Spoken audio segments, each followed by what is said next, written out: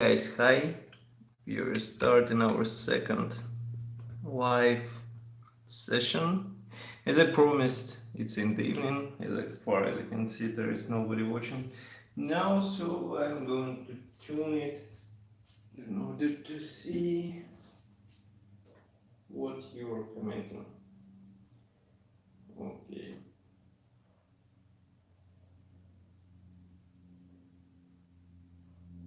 So let's go a bit down.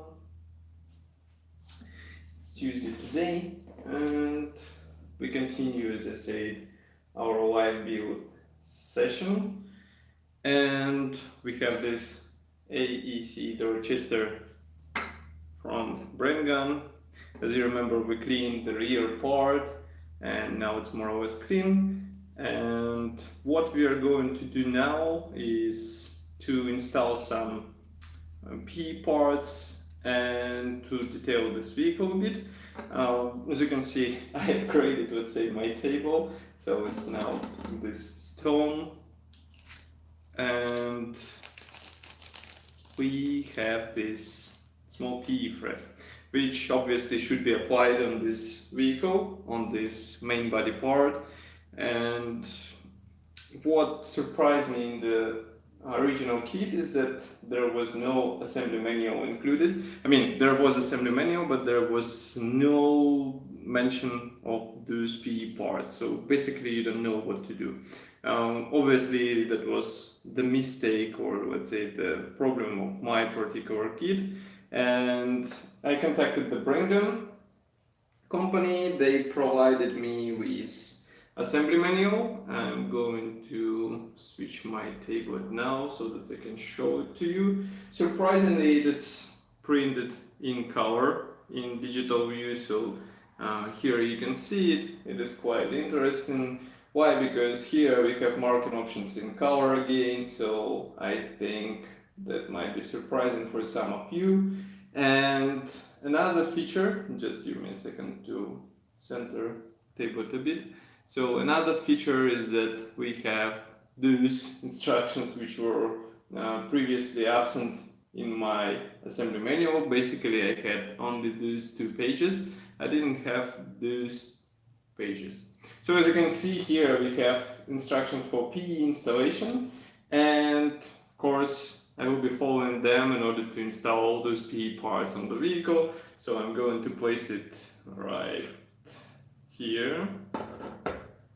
And we are going to start with, obviously I won't be installing the resin parts for now. I will be installing PE parts. So I would like to start with top section. I found my super glue. It is typical one, the medium. Here you can see it. I wanted to advertise the trademark, but I mean, some of you who know this super glue, they should easily recognize what is it and how it works on these models. What I usually use for application of the super glue is this magical device. As you can see, it's quite simple, it's budget-like. I don't use any applicators, even though I have some, but now I didn't find them. I will say it straight, so that's why I will resort to this basic method. That's a toothbrush pin, not the toothbrush, but toothpin. And it is quite sharp, I mean sharp enough to get the proper amount of the super glue. It is easy to get, and you are not, let's say, afraid to lose it somehow, damage or destroy it. So it's another trick of our hobby. Then of course for PE parts, for some small PE parts, I will need sharp tweezers. Those are the ones which I managed to find at the current, let's say, situation, but I hope I will find my sharp ones because they're even better. And what I advise to use is this stone, or let's say some hard surface, in order to cut PE parts, because otherwise it will be tricky to get the proper cut, to get it without bending the part And I mean, once you try it, you won't be resorting to some other, let's say, solutions available or possible for this operation. So what I'm doing is cutting off this first part. It's a top hatch which will be applied obviously on the top of the vehicle. And now I'm going to clean it a bit. I forgot obviously my pilers, which would make the whole process easier. But I mean, you can see that that's quite simple part. I'll bend it a bit inside so that it will be easier to apply. And according to assembly manual, it should be placed somewhere here. So we place it like this. And now we are going to do this. Frankly speaking, those are the biggest key parts in this kit, because all other key parts in this kit will be actually smaller, and it will be more fun to apply them onto this vehicle. So just a thin, really thin layer of the super glue. Why? Because I mean, this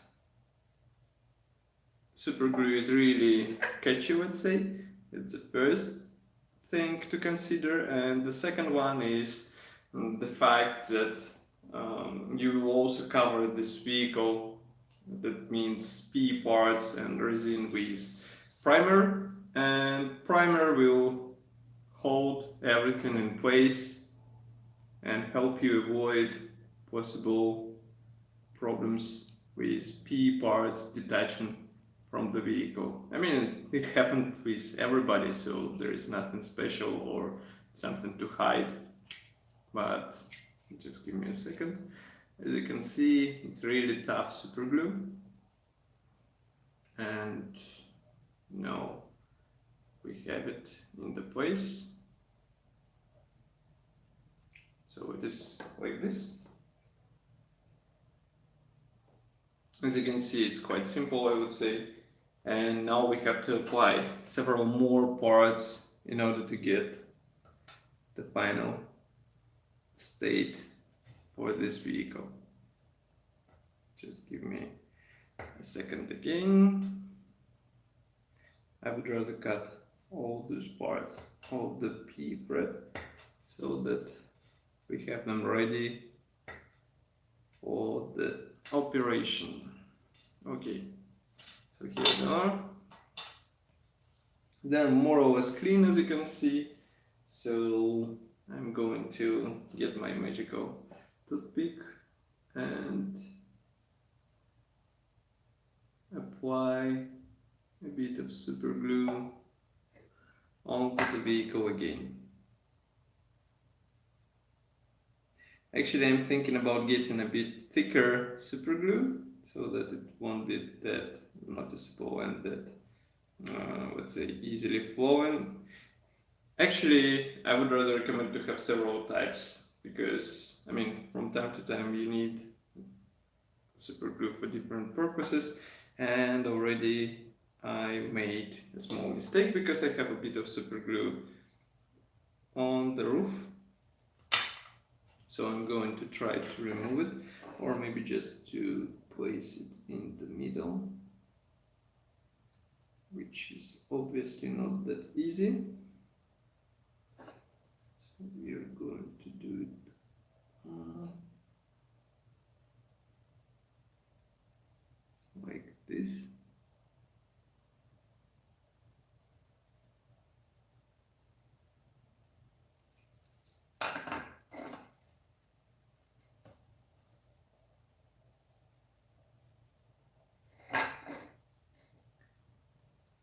Funny part with PE elements is that once they get caught with super glue, it's a bit nightmare to detach them and attach them to the proper spot. So that's why be sure to get them right straight away. Otherwise you will have problems, as I do. That's nothing serious.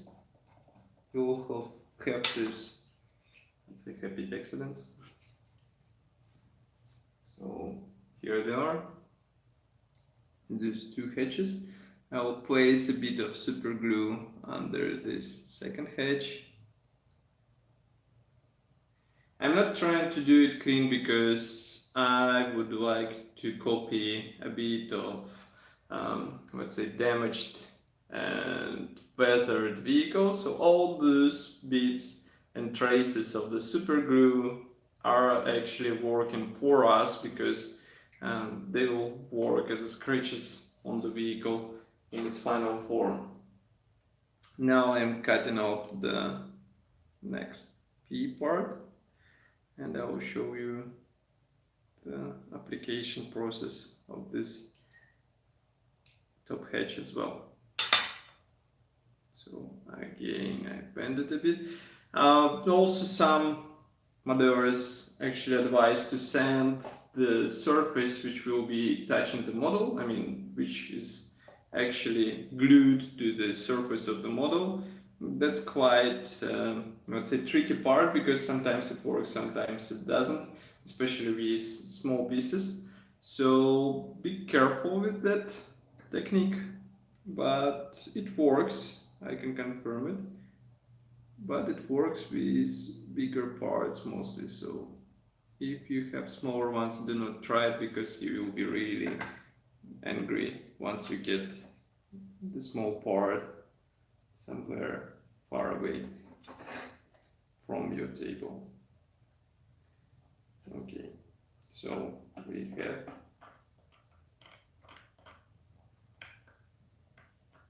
all those hatches in place.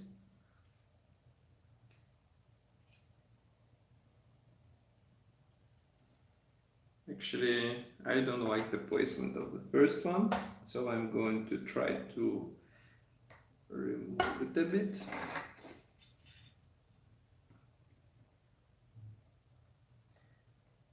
Super glue is still, let's say, fresh, so that's why it is easy to remove the hatch, and it is easy to make it flat on this surface.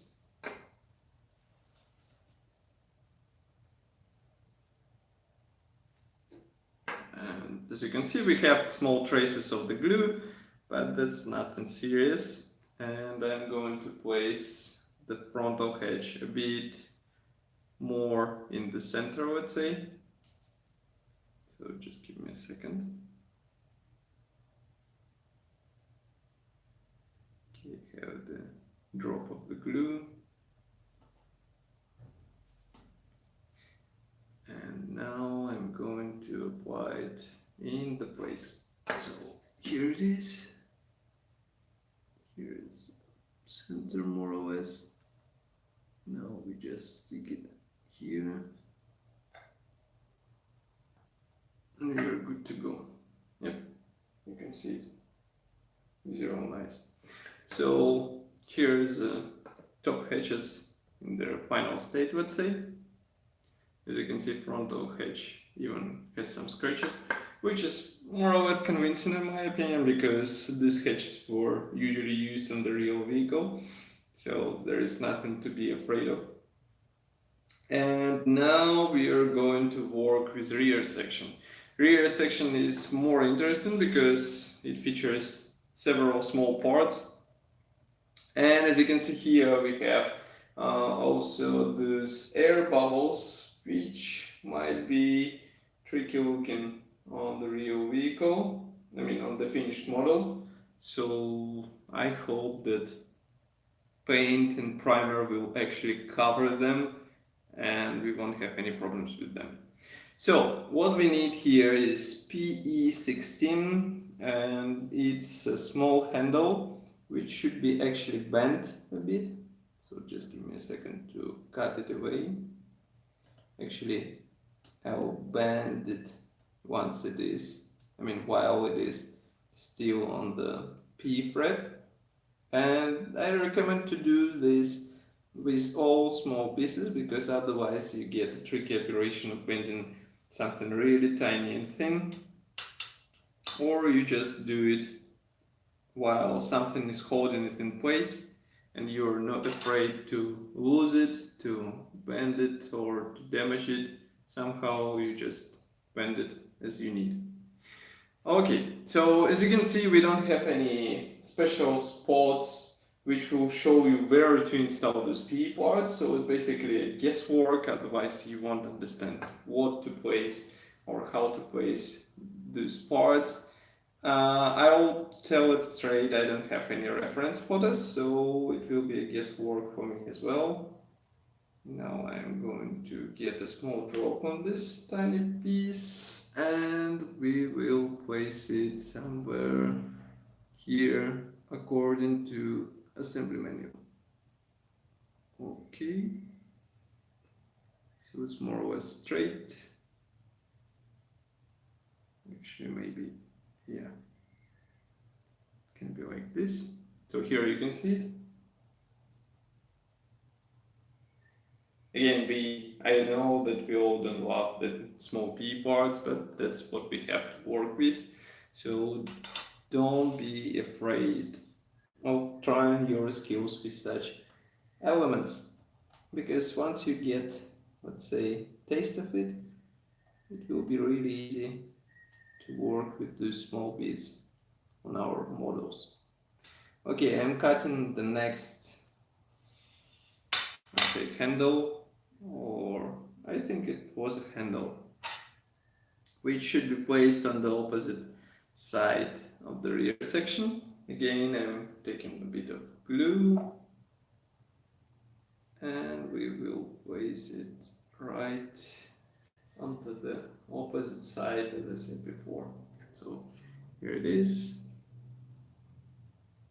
The opposite side is here. Actually, it's a bit higher, so try to remove it and place it here. Now we don't have a super glue, and that's the tricky part about thin parts, that you get one chance. Once you're wrong, you have to apply glue once again, and you have to do it once more, and etc, etc. Not that pleasant process, I would say, but who said that our hobby is only about, let's say, enjoying all things falling in place, right?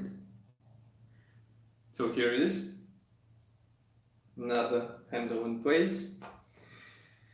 And what next? We have also PE10 applied in the middle, and that's quite an interesting part. Why? Because as you can see here, it should be bent in several places. And now I'm going to cut it off to bend it as it is required, and we will glue it in place. Just give me a second.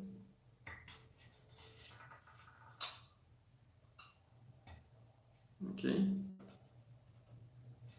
so here it is. It should be bent. I mean, I think there is no difference how it will be bent, so we just carefully bend it so that these triangles are not damaged.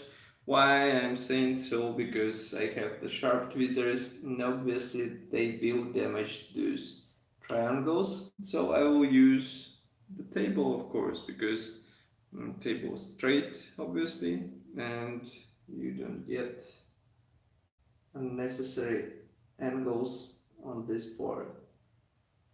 So just give me a second. Here we have the first one, and then I'm going to bend the second one.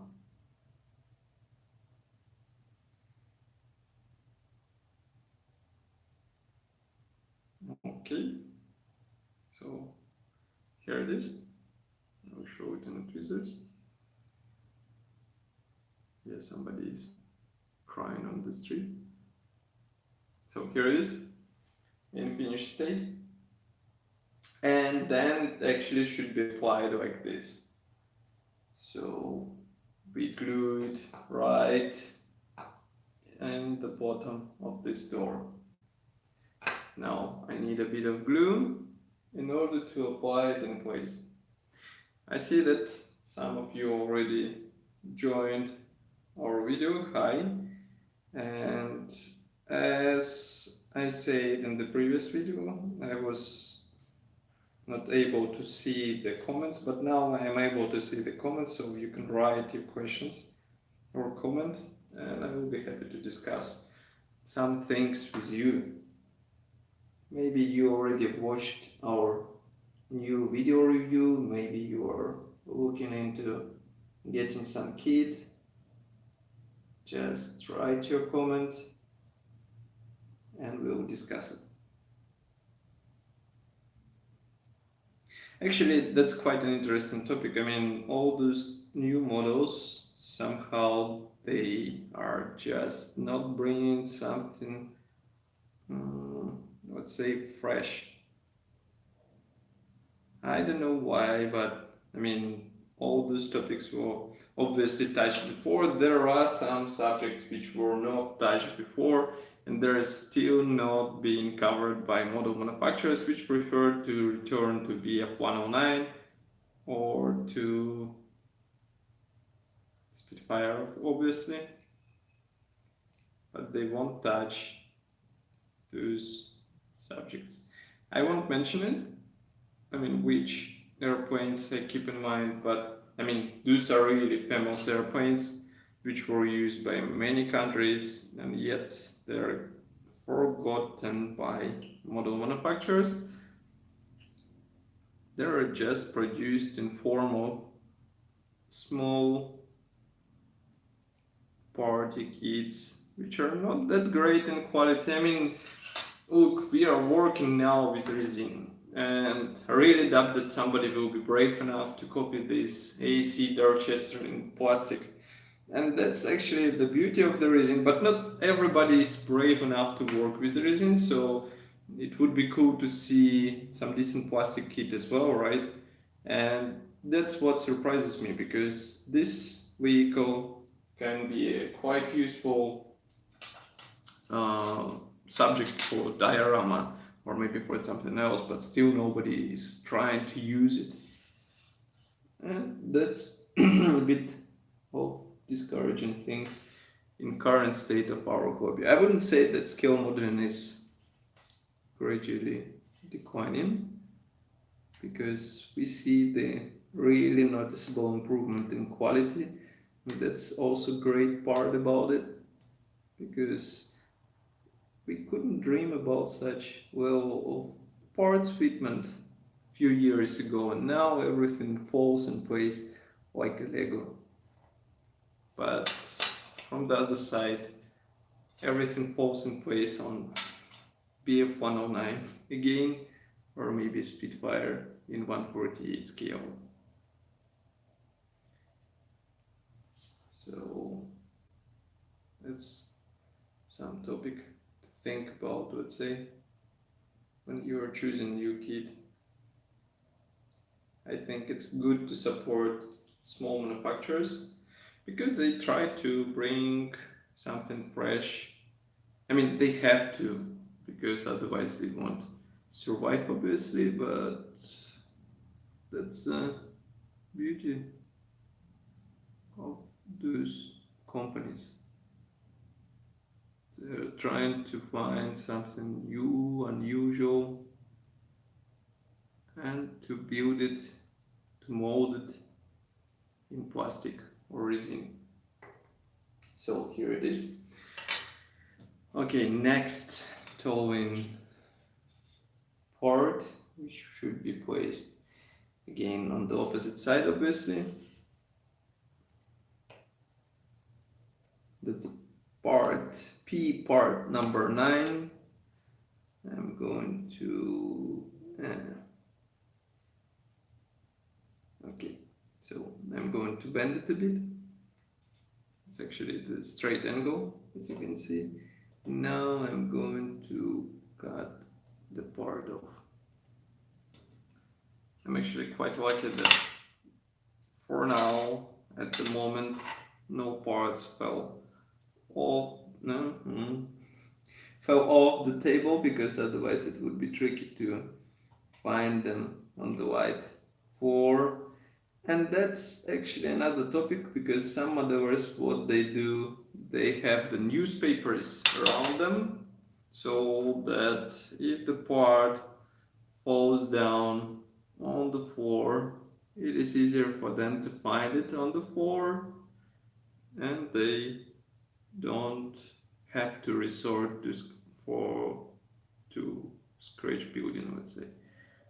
I'm not sure if I will actually use such an approach, but it's an interesting approach. Even though I didn't see it with my own eyes, I think I heard some British modelers were actually using it. So if you know somebody, tell me. It would be interesting to hear how they do it. So here is another part in place. And then we are going to place PE12. PE12 is this small frame, and that one is just being cut off and placed straight on the rear surface. That's quite surprising, why such small element is not molded straight out of resin, because it would save us time, obviously, and that will help us avoid any lost parts, especially such thin parts. Okay, so now I have it on my finger, and we are going to place the first part. Just give me a second.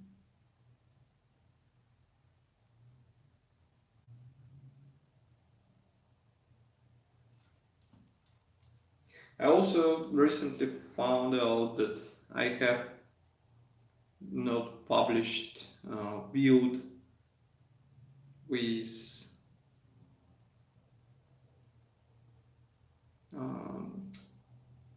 small tank from IBG models in 1/72 scale. So I think I will publish it in the upcoming days, because it's really interesting model, really tiny, because the Type 94 is not big even in 1/16 scale, and imagine what it looks like in 1/72 scale. But it is quite fun to build such small tank. It is fun to weather it, and there are actually some interesting design solutions in these kits, because as far as I remember, Polish manufacturer released already several versions of this Type 94, so you can actually choose the one you like the most. But again, I recommend to try it. Do not be afraid of small scales, and just get some simple kit first. Try your skills in that, and then you will see the beauty of these models. Okay, I'm applying the last P part for the rear section, and basically we will have the rear section ready.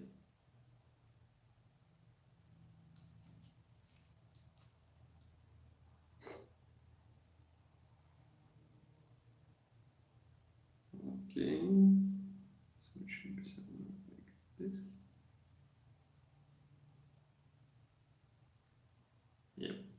So here it is. You can see it. Completely different look, because at start we had the plain surface. Now we have various handles. We have also the sketches on the top, and that's quite surprising. I mean, basically we are getting the final look with help of PE parts. Also, the frontal mud guards will be copied with PE parts. We will assemble it in the next series, I think, because now I think that's enough for the rear section. And also some parts will be applied on the sides. I see that there is a special fuel cap, there are some frames, there are also actually quite interesting moment. is that those PE13 parts, which you can see here, these are quite large ones, and here we have more of those type, they are used to copy the folded down tent. So basically you can use them in folded out type and then just stretch the tent on them and copy the vehicle with stretched out tent. I'm not sure if we should go into this because it's a bit tricky, frankly speaking, but I would like to apply the last part.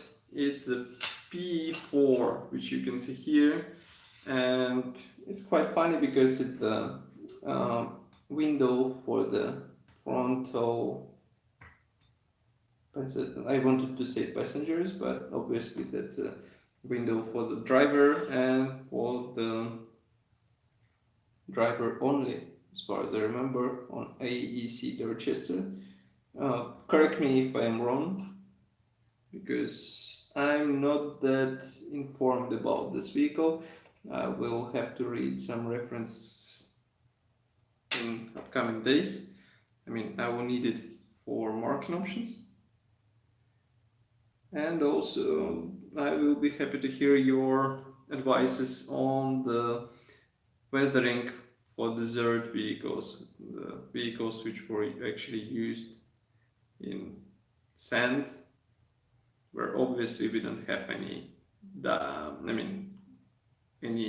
dirt, so we have to be careful with what we copy on the vehicle. Maybe it will be the sand deposits on some surfaces, but I would like to have something more. Maybe faded paint, which is slowly degrading under the hot sun. That might be also an option. Again, if you have some proposal, write it in the comment section. And meanwhile, I'm trying to get this driver's window into the right spot so that it will stay there. It's quite thin and small part, that's why it's a bit of a tricky thing to get it into the right spot from the first try. But we are persistent, so we are going to try to do it once more, and we succeed more or less. Again, I am surprised that this element is not pre-molded in resin. Maybe because designers wanted to copy riveting on this element, maybe. Or maybe because it is easier to mold the vehicle plain and then just to copy all necessary parts with PE elements. Nevertheless, we have what we have. And here you can see the frontal window. It is in place. Now I'm going to cut the next part and we'll glue it on the opposite side of this small Dorchester vehicle. So just give me a second. Actually, with this vehicle, I think it is possible to build it during the weekend. If you spend all 2 days just working on this small car, it is actually possible to get the nice copy which will be ready to participate in some model shows, or maybe just to be added into your collection. I'm not building it for, let's say, with some awards in mind, because obviously that won't be a top level model, but it will be interesting to show it on E-Day. So if you happen to be there, just stop by. It will be nice to discuss with you what do you think about it and what do you display on E-Day. So here is another window ready, and on this I would like to stop today's session. What we will do in the next video, we will apply parts for the German version, as far as I can see, because we've chosen the German marking. So it will be special rails on the roof.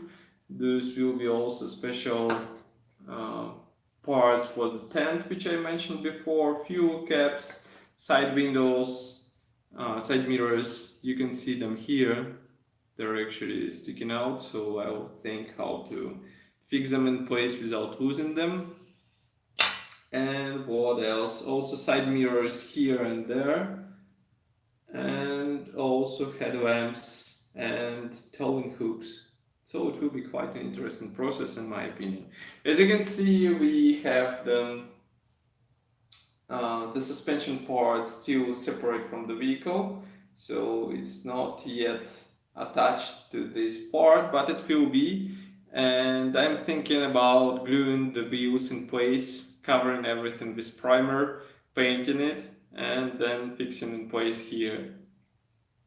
But again, I need to think about it, and as I said before, in the next video we will continue working on the PC, on the P, and then we will actually move to resin parts, cover them with primer, and then proceed finally to painting and weathering this small vehicle. So stay tuned. Thank you for watching. For those, if you would like to comment, just write the comment below. I still check the comments even after the video is already finished. The live video is finished, so just write your questions and suggestions.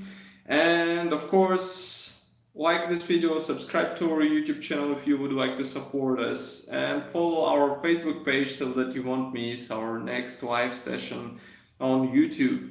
Thank you for watching once again, and see you soon. Bye.